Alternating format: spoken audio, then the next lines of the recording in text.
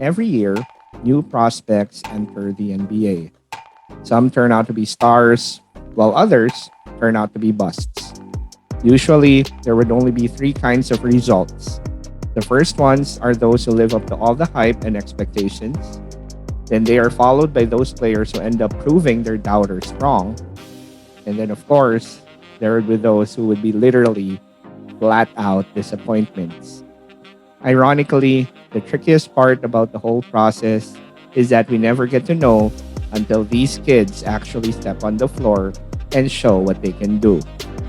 So far, the highly anticipated 2021 NBA draft prospects, led by Evan Mobley, Cade Cunningham, and Scotty Barnes, have all been pretty impressive. Yet, as always, there are still rookies who are currently struggling and still finding their way in the NBA. And so, for today's episode, we will be talking about none other than the current batch of rookies in the NBA. Welcome back again to Diners TV. We are joined by Jonas Guzman and, of course, our John Mangotara. Ding. Okay, and we will be talking about, of course, for today, the rookies. The most high, the very hype batch of 2021. So we'll be talking about them. Okay, so let's start first with the rookies who have actually performed well, starting with the leading Rookie of the Year candidate, Evan Mobley. Okay, muna natin. Evan Mobley. Thoughts on Evan Mobley, Jonas? Oh, I like him a lot. I think he is a good defensive presence. I think first and foremost, um, I'll talk more about it in future episodes. But his impact on the Cavs has been good to them. They deploy a lot of bigs, and he's one of them. And he really is a good defensive presence for them. I think also attacking the rim a lot as well. He has been performing. Um, I think it exceeded my expectations. Even though I think it's a top three pick. But I really like what I see. He has built chemistry with Garland, who has been performing well for them as well. So I really like him a lot. We'll talk more towards the end on who would be the rookie of the year, but he is deserving of leading that category as of the moment for me at least. Ito, napahiya tayo dito. May resibo tayo. Sabi natin, Evan Yeah, Mobley. Evan Mobley. Yeah. Kasi medyo pinahiya tayo ni Evan Mobley. Medyo malupit eh.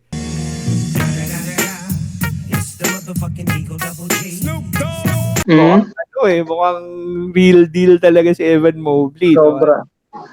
Okay. So, syempre, ano naman dito si Dimers TV, honest naman tayo. No? So, alam naman natin medyo may resibo dito na nung mock draft natin, medyo si Mobley yung napili natin as maybe who would turn out as a bust.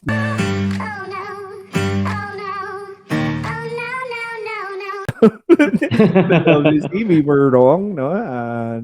I think na-recognize na rin yan, pati ni Sir John Mer, na medyo nagkamali tayo dun sa ating assessment kay Evan Mobley. Now, let's proceed to another rookie who has been really performing well, Josh Giddy. Okay? The former Adelaide 36er who was a walking triple-double in the NBL.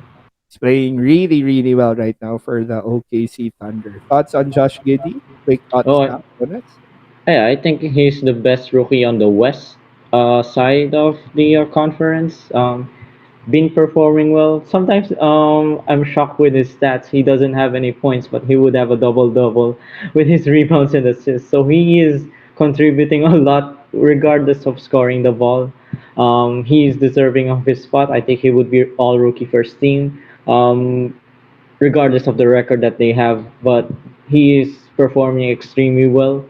And again, his stats are insane to me. He really contributes a lot, regardless of the points. He is passing good, rebounding well for the team. I really like him a lot as a player as well. So, kasi minsan ako naman na ano ko sa kanya baka dahil nasa bad team siya.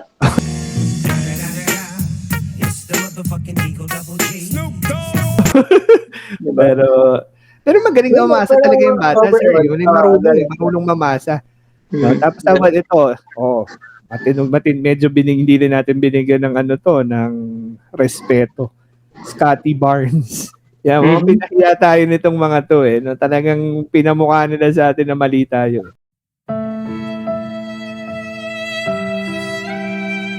Mali, puro kayo Jalen Green.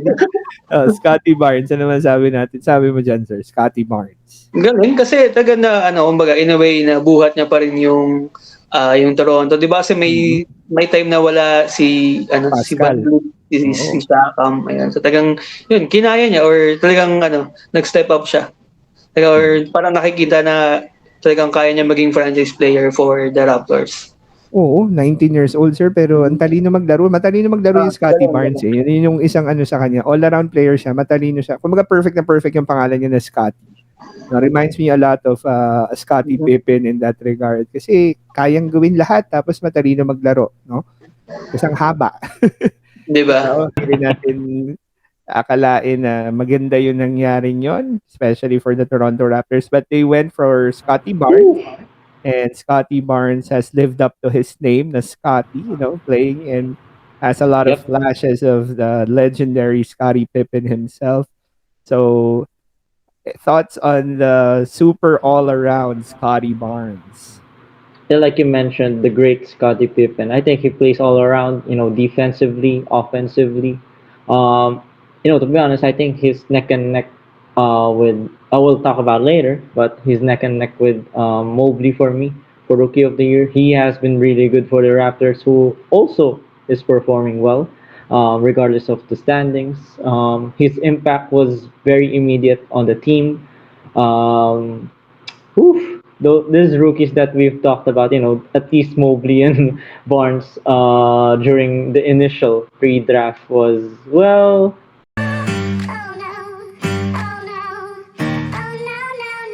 kind of out of hand, but I'm glad it was out of hand because they are great rookies. And, speaking for Barnes, I think he can grow like a Scottie Pippen. He has a great wingspan, great defender, great attacker of the rim. He's really good as well. These rookies are good. Yeah, that's what I'll say. Okay, obviously we all agree that these rookies are really special. Yan naman ang isang bagay na talagang dineclare natin even during the preseason. Yes, yes. Iba tong batch na to, ang dami magaling dito. Haba. O, ito naman, medyo hindi naging maganda simula niya pero bumawi na at mukhang na-solidify na niya kung bakit siya yung naging number one pick. Number one, Cunningham. si Oh, Cade. about Cade. Ayun, pinakita lang niya na deserve niya na maging number one. Kasi yun, parang Scotty Barnes din na parang hindi na rookie maglaro. Tama. Diba? Kasi may napanood doon, 3 game ng Detroit. Tagang galing niya. Parang point guard. Ayun. Magaling talaga yung Saka Cade yung ano, no, Cunningham. yung parang talagang alam mo triple-double threat eh, di ba? Si Mm. Cade Cunningham. Actually, I was worried with Cade nung umpisa. Nung mga nagsistruggle siya out of the gate kasi parang feeling ko parang hindi buo yung loob nung bata. Parang Mm. di ba, yung mga unang games niya, sabog. Like wala talagang puro turnovers, puro mintis. Pero when he settled down, okay naman pala. Nakuha niya na yung composure niya. Ayun lang. Nag-a-adjust lang pala talaga nung umpisa. Like you, sir, I got scared for a moment. I think there was a time na, yung motivation niya to play, being injured at the time. But, I think when he came back and played for them, at least recently. He has been putting up some numbers. I think his last game, he was 34, 8, and 8. That is not normal numbers for a rookie. So I think he's getting into stride. Moving forward with the Pistons, he, I think, would be the face of the team. If he stays healthy, of course, and continues to play at his own pace. But they would, if they would want to compete, they would, build around him. But I think he has the potential to be a star in this league. If he stays healthy, of course, and again continues to play the way he is now, he is deserving of the number one pick regardless.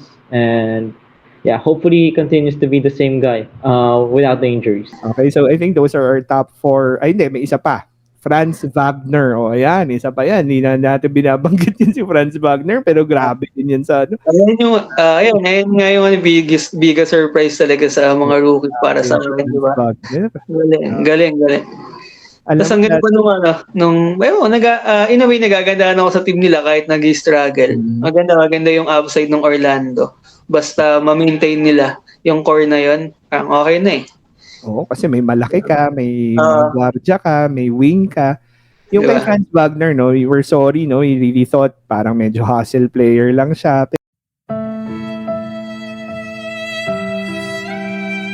Pero ano pala, malaala Gordon Hayward pala. Di ba? Laro ng batang yun, di ba? Hindi pala yung Galing score. hustle player lang. No, so, Oh yes. thoughts on the Magic rookie Franz Wagner? Oof, a great shooter. I think one of the reasons why I think, even though the Magic has been struggling, he has been a bright spot for them. Like you mentioned, at first I also thought he was kind of a hustle guy. Like looking at his frame, looking at his stature, kind of that position of a player. But he has been a good addition to the Magic. Some a core piece I think that they would build around. I think including Cole Anthony. I think uh, yeah, Jaylen Suggs. Yeah, even that Jaylen Suggs, part of him being on that group and building towards the future. I think Franz Wagner would be. Whew, I mean, my God, he has been a good player. We were wrong. We can admit, but he has been a great addition to the Magic, even though they're struggling. Yes, sir. Okay, punta naman tayo sa mga medyo nag-disappoint na mga rookies. Okay, so simulan natin. Siyempre, Jalen Green. Di ko alam kung overhype siya or overhype lang siya sa atin kasi Pinoy siya. Kapwa Pilipino. Ang taas ng expectation. Pero wala, gano'n naman talaga. Pero ano naman eh. Ano ba? So, half pa lang naman ng season, di ba? Pwede pang mabago yung narrative niya. Tsaka kasi iba eh, yung playstyle kasi ng Rockets, parang pare-pareho sila lahat, puro scorer. Yun nga. Medyo worried ang lahat on how the Kevin Porter Jr. Jalen Green thing would work. Maraming skeptical and they were right. No? It's not working right now. Jalen Diba? Green just had a 0 out of 11 recently. Ang daming nag-drop sa kanya sa fantasy. Player ko rin yung sa fantasy. Parang na bad trip na sa kanya. You know, the numbers are decent for a rookie. He's averaging 15 a game and all of that. That's not bad for a rookie. Pero siguro because the spotlight was on him. He Yes. wanted it as well, di ba? Like, summer league pa lang, kinukompetensya na niya si Cade and all of that. And so when he has, kind of struggled a little bit, especially dahil hindi rin sila nananalo in spite of Yes. him performing well. Any thoughts on our kapwa Pilipino, Jalen Green? Yeah, I think for most rookies at least, it takes time to adapt to the NBA game, and I think Jalen Green is one of those rookies. Even though I think he really is a good player, he would turn out to be moving forward. I think similar to Cade, he has great isolation qualities as well, like an isolation player. But yeah, the struggles is there. Well, part of the reason why is the Rockets are not a contending team, struggling mightily, along with the Pistons like Cade. But I think at least moving forward, I hopefully as a fellow Filipino, proud Pinoy, he would try and improve his game more. I think one thing that I would suggest, if possible, is to play make. I think he needs to involve his teammates more rather than scoring by himself.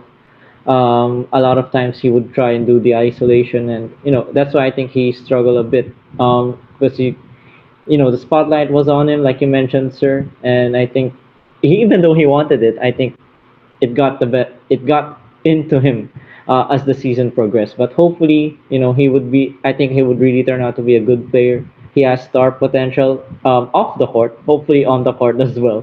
So I think moving forward, he would improve. I would really think he would. Yeah, of course, that would be our hope, no? Na sana nga Jalen Green will eventually find his niche dito sa league na 'to. Hindi lang siya makilala sa guy who's, just scoring all he wants, and then it's not really benefiting his team. I think Jonas medyo nakaapekto rin yung fact na yun nga, pareho silang ball dominant ni Kevin Porter Jr. Yes, yes. Hirap kasi pareho nilang gusto yung bola. Pareho nilang gusto tumira.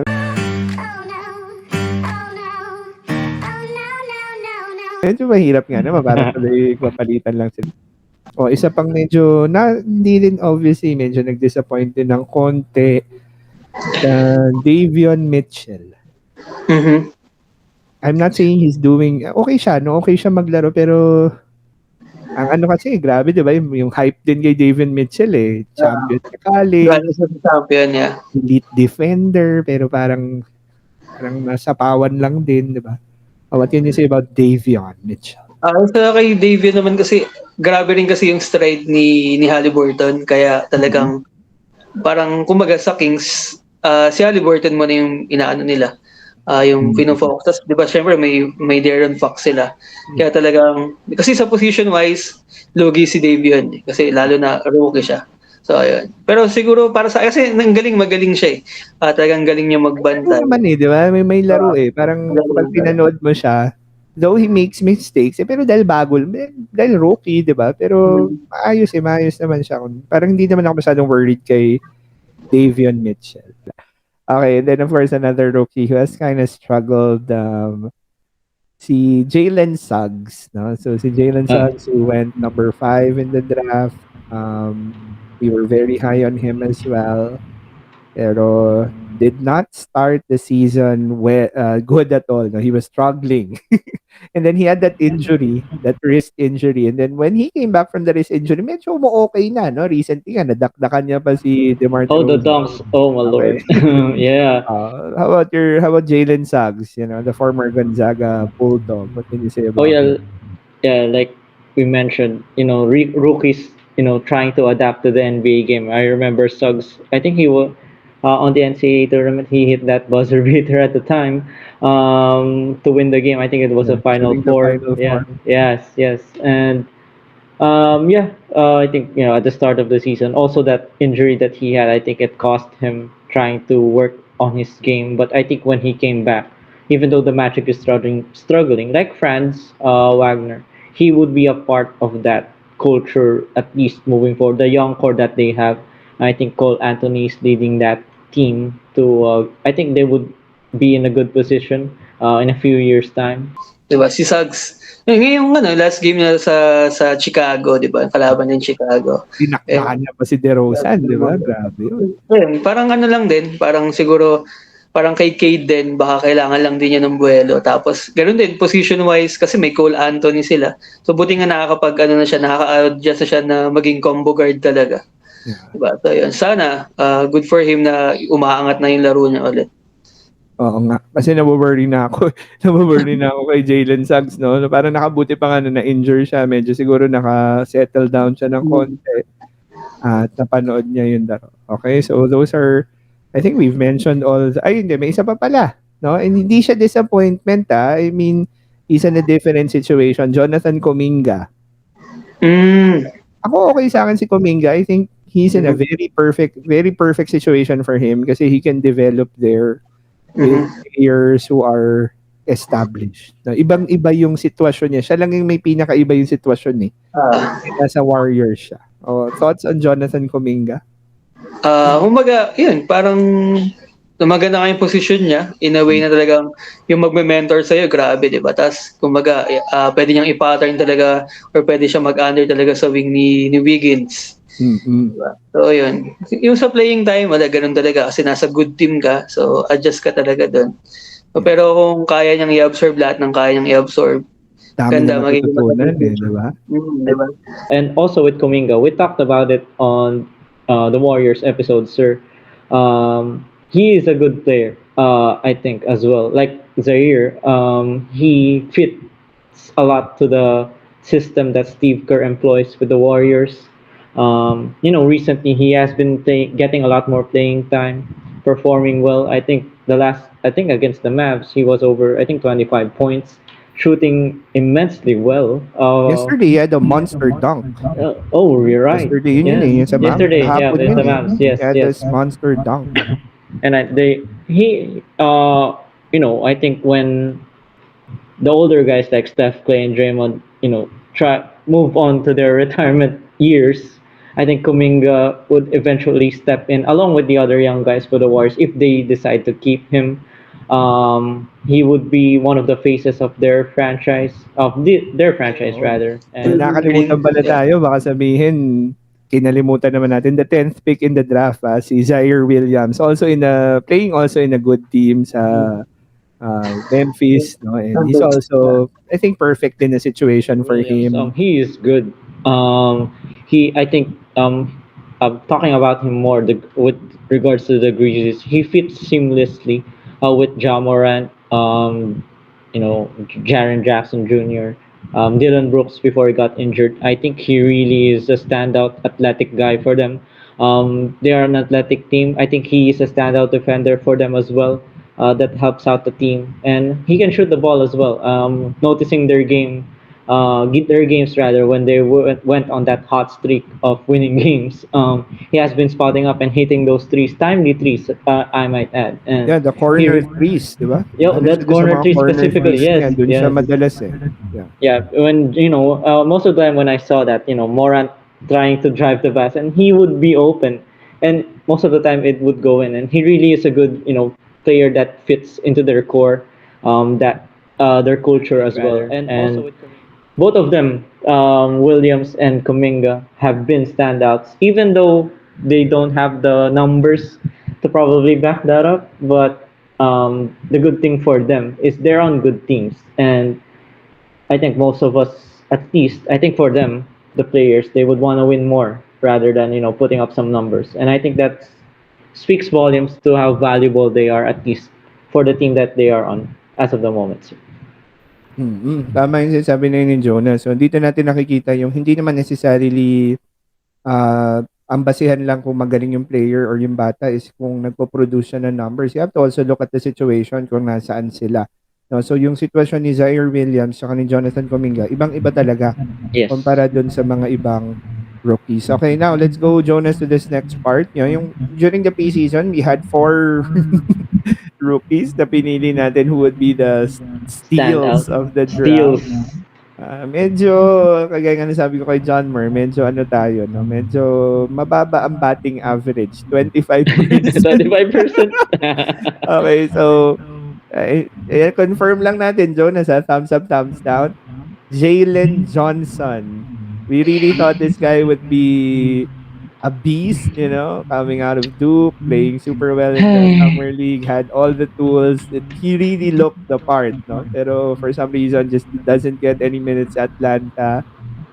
Ako At least ganun, not no? yet. Ay, hindi ako Ganon. thumbs down. Yes, yes. Steady lang. Same Kasi tayo, para sir. sa akin, magaling naman siya. Hindi lang siya talaga nabibigyan ng oras Nabibigyan pa ng ngayon playing time. at ng Yes. pagkakataon sa Atlanta. Puro sa G League lang.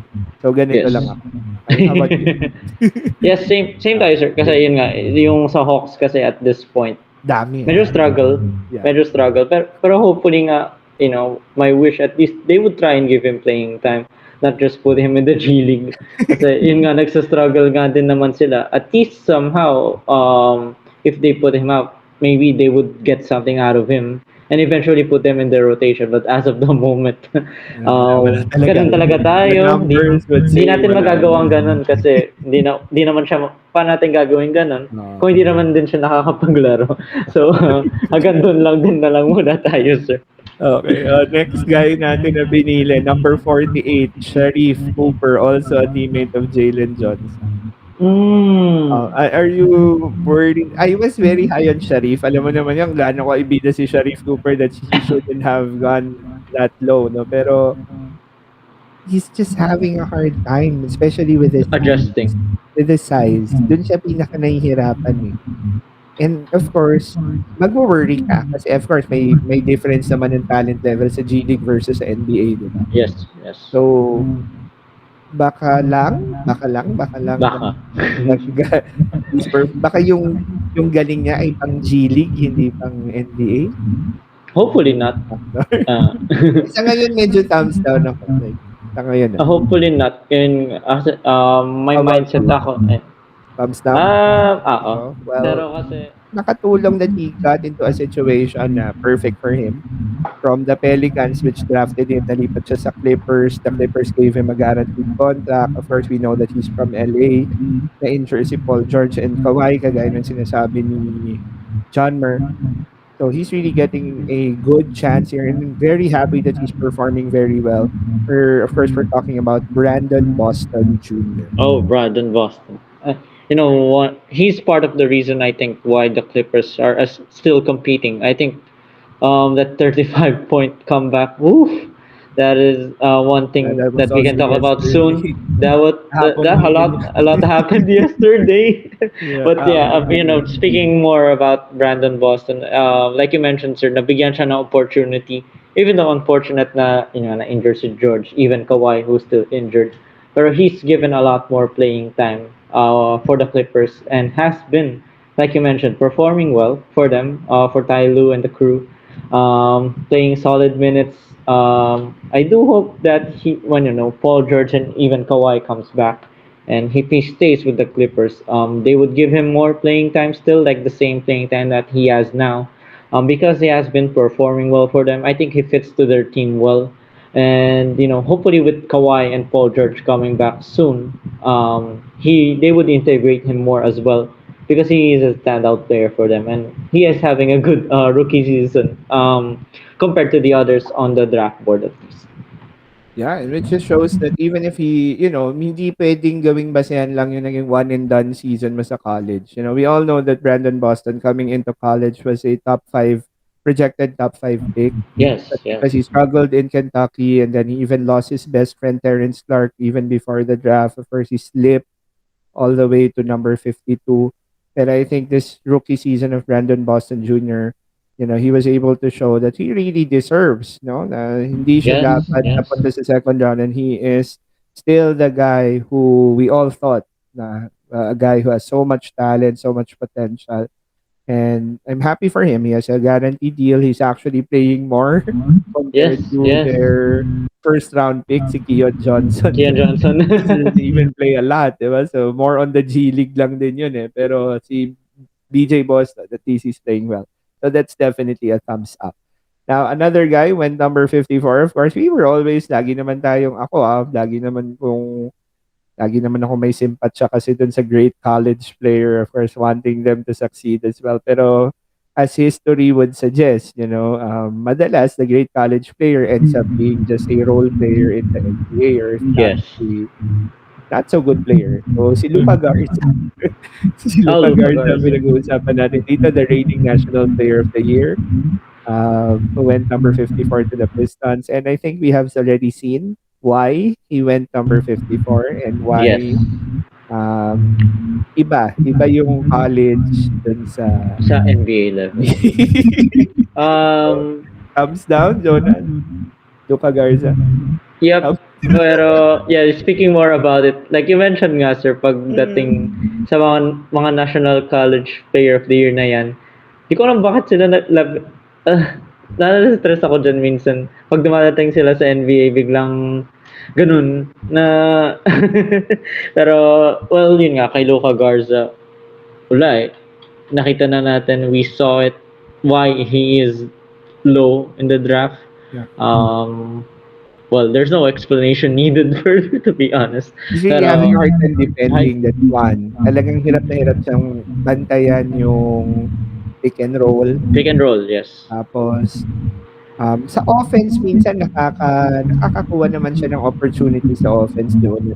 Pero syempre, pag naharap na siya sa mga Joel Embiid of the world, yung mga Nikola Jokic, mga yan. Medyo nakakain siya ng buhay.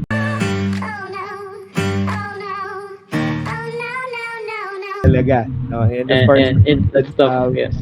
Isaiah Stewart, if the Pistons have Kelly Olynyk, Trey Lyles, so medyo hindi rin naman ganun ka-priority mapalaro si Garza. Yes. But even so, again, when he goes to the G League, he's a G Superstar. League Let's go. Okay. So wala, ganun talaga. I'm so sorry, sir. Obviously, we didn't have a good batting average when it comes to our steals of the draft.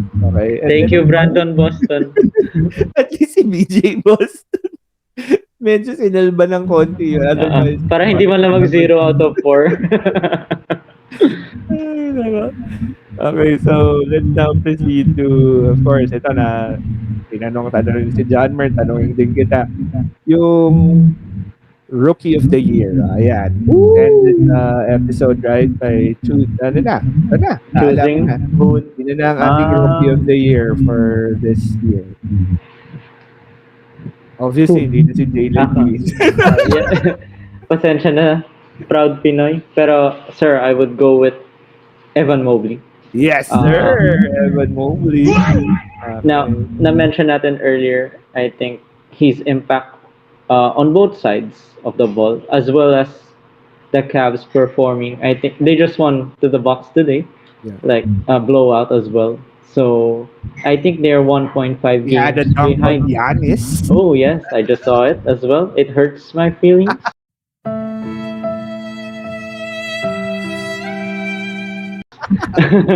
Pero ayun nga, like I just saw an article before we got on this episode, sir. They're 1.5 games back of the first seed Yes, sir. with regards to the Cavs. So they are exceeding expectations, and part of the reason why is my rookie of the year, which is Evan Mobley, sir. Yes, and I think consensus tayo. Evan Mobley din si John Mer. Yes, Evan sir. Mobley din ako. And Evan Mobley din si Jonas. Unless si Joseph, kung nandito man siya, kung nasan man siya ngayon. Agree yun. Easy, no? Apparently, he said it's about records. Ewan ko lang kung anong records doon. It's the motherfucking Eagle Double G. Naman ni Joseph na to, no? Pero sige. Ay, alam na iniintindi natin ang kapatid natin na si Joseph.